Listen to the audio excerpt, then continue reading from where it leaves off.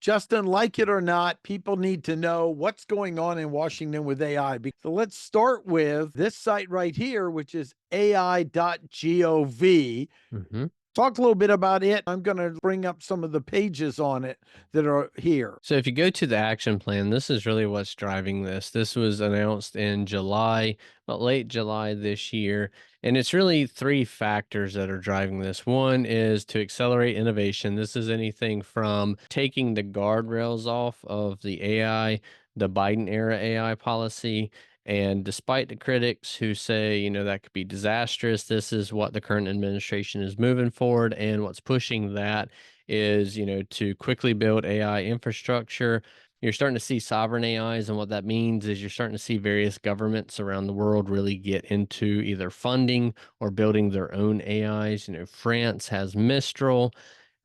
India and some of the other EU countries, aside from France, are starting to build their own. Of course, China, we've seen DeepSeek and various language models come out of that. So we're really getting onto a geopolitical scale here. So that's what's really pushing this. Now, Marco Rubio had a really good quote, from this, which is, America has to set the gold standard here. And in AI, when you're looking at something that, AGI and whoever reaches it first, that discussion's been going around. So whoever really reaches that next pinnacle of AI is going to have a massive influence over the entire global political, economic, warfare landscape. And so that's what's pushing it. This website gives you more information about that and just the basic concept of the action plan. You can also reach out and see more about AI education. We talked about that a few months ago. That was another action plan that was in response to one of the actions taken by the Chinese Communist Party, in which they are introducing AI education throughout all levels of their educational system. Of course, shortly after, the U.S. Department of Education, with the current administration, announced that starting at 6 years and up, students would be educated in AI integrated into their current curriculum. And that was in public school. Of course, some private educational organizations, such as Alpha School in Texas, have taken that to the next level, where students really focus on AI tutors in the morning and then move to things such as critical thinking, life skills, finance, different things like that, which has had a big impact. And so this is all connected, and it's all really stemming from making America and its workforce AI literate, AI proficient, so that way we really can compete as both a workforce and a nation on a global scale. Now, another interesting thing about this that came with the action plan in July was the presidential challenge. And what this is really seeking to inspire young people and educators to create AI-based solutions to real community challenges. And part of that is fostering interest and competency in AI, kind of like what we just discussed. And so the presidential challenge really, it allows these individuals to complete a project that involves the study, development, or use of AI or an AI method to address community challenges, while educational applications will focus more on creative approaches to teaching or using AI technologies in K through 12 learning. So really, it gives professionals and educators the ability to have buy-in, to submit proposals. And of course, not everybody's proposal will more likely get chosen, but those who really do showcase something very powerful, innovative, of course, there are different things that, perks, maybe funding, infrastructure, access that they'll have the ability to take advantage of that will help them grow that program or accomplish said program. And this all comes full circle with the benefit to the youth, to professionals, to the workforce, to make the US an AI efficient and fluent workforce to compete on the global scale. And to talk a little bit about this pledge to the youth. I mean, it's really worth taking a moment to study this. wherever your political stance is, because it's going to have a impact at all different levels in the AI world we live in. Right. And so this is really a framework specifically over the next 4 years, but ideally for the future because AI is not going anywhere. There's been too much invested in it. It's integrated too much into our current economy, our workforce, our structure.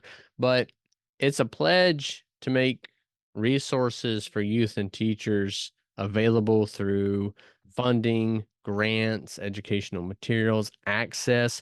Google has already excelled in this by making Google Gemini Pro available to educators and students through May 2026. We've seen some of this too with ChatGPT, with OpenAI providing free chat gpt to students through this previous school year and exams. And so you're starting to see the private sector really drive this.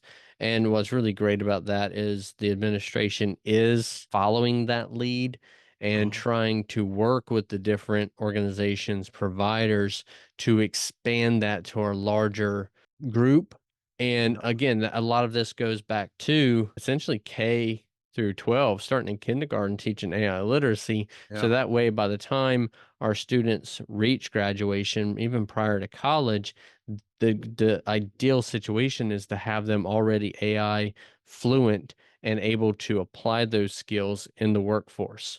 And I will say too, to really understand the scale of this and what's been going on in the background, to just name a few of the many organizations that are backing this. Some of them are ACT, which you're familiar with either the CRC, the Career Readiness Credential, or the ACT tests that you take in high school. Alpha Schools, Amazon, Apple, AT&T. You have Cisco, IBM, Dell Technologies, and that's just to name a few. Of course, Google. And so the major companies, many of those who are developing these technologies, are backing this action plan.